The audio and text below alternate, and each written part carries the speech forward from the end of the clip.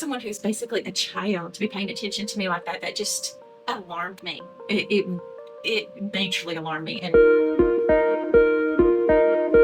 hi everyone, I'm Kelli Jones. I'm on a weight loss journey. I have gained 80 pounds, lost 80 pounds, and recently gained 70 pounds, all due to emotional eating. So I have dedicated myself to healing those things. I'm sharing them with you guys in case it can help any of you as well. Today, though, I'm wanting to share something specific that has happened, and it's personal to me, but I feel like I want to share the story. A big problem with emotional eating for me has stemmed from a couple of bad things that happened with men in my past, and I developed PTSD and what they call trauma-related OCD. I just got to where anything that like certain people had touched, I couldn't touch it. Like I would have to go wash my hands 20 times. It was like a whole process. It was debilitating. I'm so much better with that. I'm still healing a bit with the PTSD, and I basically have had agoraphobia. Like I'm one of the only people in the world that when we went into lockdown, I finally felt safe because I was here and I lived by myself with my kitty cats, and that's when I actually lost weight. It was during that time. And then the other thing is I think that weight feels like a safe, like a way, like an armor, like a shield that's protecting me from the world. And also I feel invisible. Like I don't feel like, at least for me personally, I don't feel like I get as much attention when I look like this, when I'm heavy like this. I'm just kind of invisible. People just don't tend to notice me at all. And it feels really safe if I'm out and about. I want to heal this because I'm naturally a very social person. And so I want to have the life that God meant for me to have. So I'm really working through this and wanting to heal it completely, not deny it or bury it, but really get through it and heal it and move forward with my life in this way. So anyway, so here's the story. And I have some people doing repair work and remodeling work in my home. And so very friendly people. It's not anything on them. This is all me and my issues. But like one of the first days they came over, the main guy who's working on it, his son was here. He's only like 18 years old. And I could tell that he was kind of like crushing on me. I mean, like 270 pounds here, seriously. And I could feel it. And that does not happen. I mean, other people may say they get lots of attention heavy. I do not. It is rare for that to happen. And it flipped me out. First of all, to get paid attention to, and another for what he was someone who's basically a child to be paying attention to me like that, that just alarmed me. It majorly alarmed me. And before I knew it, that night I was just pigging out on so much food. You know, gluten-free Oreos. I have problems with wheat. I can eat some, but I can't overeat it. Reese cups, Snickers bars, tortilla chips and salsa, things like that. Like just way too much food.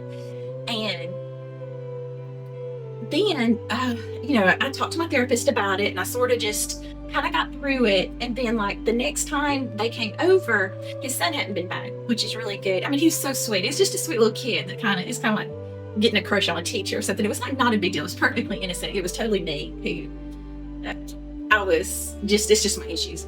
So anyway, but the dad came over and he kept working, and my mom was here. And one day, and I had just started not wearing a drop of makeup, put my hair up in a ponytail, and just being as plain looking as possible if I was around them, just because I knew it would help with my issues. But I was down there, he was chatting with my mom, and he said, I just wanted to let you know you have a very beautiful daughter.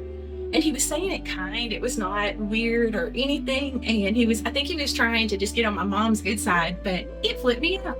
Like, it's so weird. Like the healthy outer part of me was like, oh wow, so he thinks I'm beautiful, but then that little child or that scared person deep inside of me just, oh no.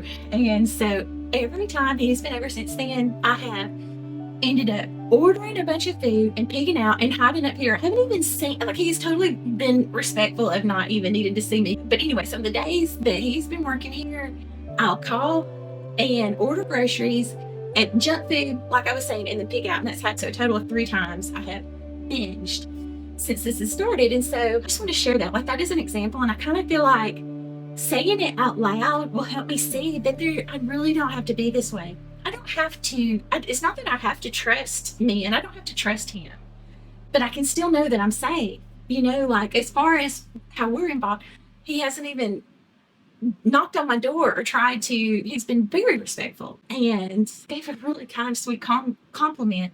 And so I've been just trying to sort of chat with that part of me deep down and just say, listen, you're okay. First of all, I don't want to beat myself up. It's perfectly okay that you're scared and you want to be safe. give myself permission to feel that way. And then just kind of say, but what else can we do to feel better? And so like I'm gonna try, if he's over here working, calling a friend and chatting with them, or watching a funny TV show, like just doing a couple of other things to distract myself. And then maybe after he leaves and it's done, then I may work on feeling that fear and thinking about it and dealing with it. So I'm hoping that works. That's what I chatted with my therapist about this week. So anyway, so that's just a tiny story. I don't know, it may end up being kind of long, me telling it, but I just, like I said, I will need to be real and honest. I know we all have our own stories, and I feel like there's just a lot of people out there. I just keep running into so many people who say they have problems with emotional eating, and I would really love for all of us to heal this and move forward and find better coping mechanisms and just heal these hard feelings. So anyway, so that's it. I am just putting myself out there, laying it out there, completely humiliating myself, but there you have it. That's it. Okay, well, I will see you guys next time. I hope you have a wonderful day. Bye-bye.